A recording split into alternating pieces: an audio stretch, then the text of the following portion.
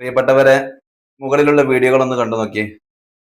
നമ്മുടെ മോട്ടിവേഷൻ ക്ലാസ്സിന്റെ ലാസ്റ്റ് സെഷനിൽ ഹിപ്നോതെറാപ്പി ചെയ്ത് നമ്മുടെ മക്കളുടെ മൈൻഡ് ഒന്ന് ക്ലീൻ ചെയ്യുന്നതിന്റെ വ്യത്യസ്ത സീനുകളാണ് നിങ്ങൾ കണ്ടുകൊണ്ടിരിക്കുന്നത്.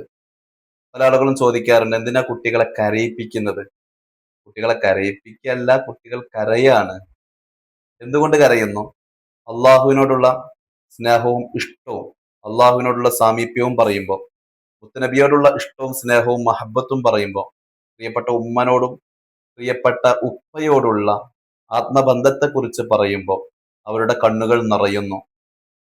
ഉമ്മയോടും ഉപ്പയോടും അപക്വമായിട്ട് പെരുമാറിയത്, 5 വഖ്ത് നിസ്കാരം അത് മൈൻഡ് ചെയ്യാതിരിക്കുമ്പോൾ, ദീനിയായ ചിട്ടകളോട് അലംഭാവത്തോടു കൂടെ സമീപിക്കുമ്പോൾ ഒക്കെ തീർച്ചയായിട്ടും കുറ്റബോധങ്ങൾ ഹൃദയത്തിന്റെ ഉള്ളിലുണ്ടാകും.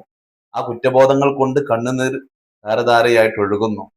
അതിന്റെ അപ്പുറത്ത് ചില ആളുകൾക്ക് പറയാറുണ്ട്, ഇങ്ങനെ കരഞ്ഞു കഴിഞ്ഞാൽ കുട്ടികളുടെ ആരോഗ്യത്തെ, മാനസിക ആരോഗ്യത്തെയൊക്കെ ബാധിക്കുമല്ലോ.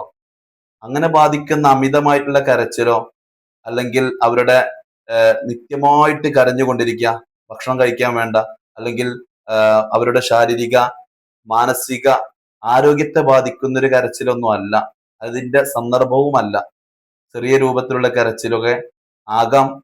മാത്രമല്ല, ഇങ്ങനെ കരഞ്ഞത് കൊണ്ട് മൈൻഡിലുള്ള ടെൻഷനോ സ്ട്രെസ്സുകളൊക്കെ പോകാൻ അത് പര്യാപ്തപ്പെടുമെന്ന് മാത്രമല്ല, പലപ്പോഴും കണ്ണുനീരിൽ സ്ട്രെസ്സിന്റെ ഹോർമോണുകൾ ഉണ്ടെന്ന് പല കണ്ടെത്തലുകളും ഉണ്ട്.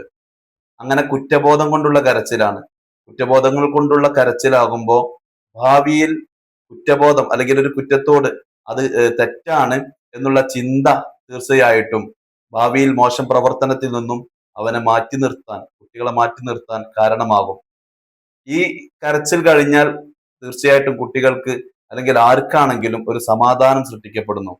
അപ്പോൾ തന്നെ നമുക്ക് മനസ്സിലാക്കാം, ഇതൊരു ആരോഗ്യത്തെ ബാധിക്കുന്ന കരച്ചിലല്ല. സന്തോഷവും സമാധാനവും ആശ്വാസവും അതിലേറെ അള്ളാഹുവിനോട്, റസൂലിനോട്, പ്രിയപ്പെട്ട ഉമ്മനോട് ഉപ്പനോട് കൂടുതൽ അടുപ്പുണ്ടാകാൻ ഇത് കാരണമാകുമെന്ന് മനസ്സിലാക്കാം.